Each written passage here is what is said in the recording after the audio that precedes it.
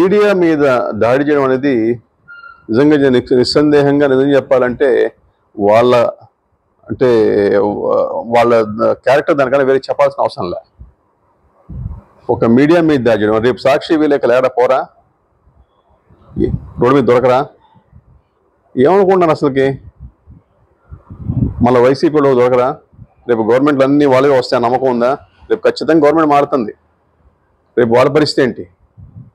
ఇది కరెక్ట్ పద్ధతి కాదు, హేమమైన చర్య. ఖచ్చితంగా పోలీసులు కూడా ఖచ్చితంగా వాళ్ళ మీద చర్యలు తీసుకోవాలి. లేకపోతే లా అండ్ ఆర్డర్ అనేది పోలీసుల చేతిలో ఉండదు. మళ్ళా ఎంతసేపు అన్నా మీరు బాధితులనే మీదే కేసులు పెట్టుకుంటూ బాధితులనే బాధిస్తూ ఉంటే మీరు పోలీసే అవసరం లేదు. ఇంకా అదేదో వైసీపీ వాళ్ళు చూసుకుంటారు 5 సంవత్సరాలు. ఇప్పటికన్నా మేల్కొని మీరు ఇచ్చిన పని శుద్ధంగా చేయాలని వాళ్ళకు కూడా హితవు చెప్తా ఉన్నా.